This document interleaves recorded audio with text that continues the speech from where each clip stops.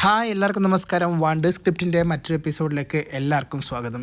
ഇന്നൊരു 4-4:30 തുടങ്ങിയ മഴ വൈൻഡപ്പ് ആയത് അറൗണ്ട് 7 മണി വരെയാണ്. ഞാൻ ഇവിടെ ആഫ്രിക്കയിൽ വന്നതിന് ശേഷം ആദ്യമായിട്ടാണ് ഇത്രയും വലിയൊരു കനത്ത മഴ പെയ്തത്. നമ്മുടെ നാട്ടിലാണ് നമ്മളുള്ളതെന്നൊരു ഫീല് പോലും തോന്നിക്കുന്ന രീതിയിലായിരുന്നു മഴയുണ്ടായിരുന്നത്.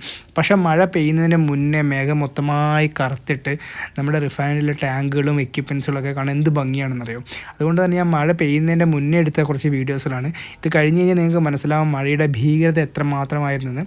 അപ്പോൾ ഇതിൻ്റെ ലാസ്റ്റ് വീഡിയോകൾ നിങ്ങൾ കാണുകയാണെങ്കിൽ നിങ്ങൾക്ക് ഇവിടെ പെയ്ത മഴയുടെ ഒരു ഭീകരതയും കൂടി നിങ്ങൾക്ക് മനസ്സിലാവും. നല്ല കാറ്റാണ് കേട്ടോ. മഴ വരുന്നതിന് മുന്നേ മൊത്തമായിട്ട് മേഘം മൊത്തം കറുത്തു, നല്ല തണുത്ത കാറ്റ് വീശി. ശരിക്കും ഈ വീഡിയോ എടുക്കുന്ന സമയത്ത് എനിക്ക് സത്യം പറഞ്ഞാൽ പേടിയുണ്ടായിരുന്നു ഫോൺ യൂസ് ചെയ്യാൻ. ഇടിയൊക്കെ ചെറുങ്ങനെ പെയ്യുന്നുണ്ട്. നിങ്ങൾ കണ്ടോ, നമ്മൾ ലേബേഴ്സിലൊക്കെ പെട്ടെന്ന് വീട്ടിലേക്ക് പോകാൻ വേണ്ടി ഓടുകയാണ്. എനിക്ക് തോന്നുന്നു ഇവരെ വീടൊക്കെ ഇവിടെ അടുത്ത് തന്നെയാണ്. ഞങ്ങളുടെ ബസ് കുറച്ച് ദൂരെയാണ് വരാറുള്ളത്.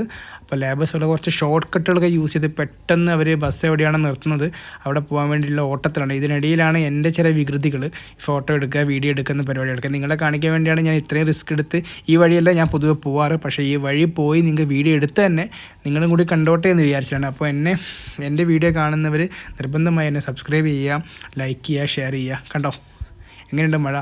ആക്ച്വലി ഞാൻ ഈ വീഡിയോ എടുക്കുന്ന എവിടെയെന്ന് അറിയാം, ഒരു കണ്ടെയ്നറിൻ്റെ സൈഡിൽ ഞാൻ ഒളിച്ചു നിന്നിട്ടാണ് വീഡിയോ എടുക്കുന്നത്. എൻ്റെ കുടയൊക്കെ മൊത്തമായി പോയി.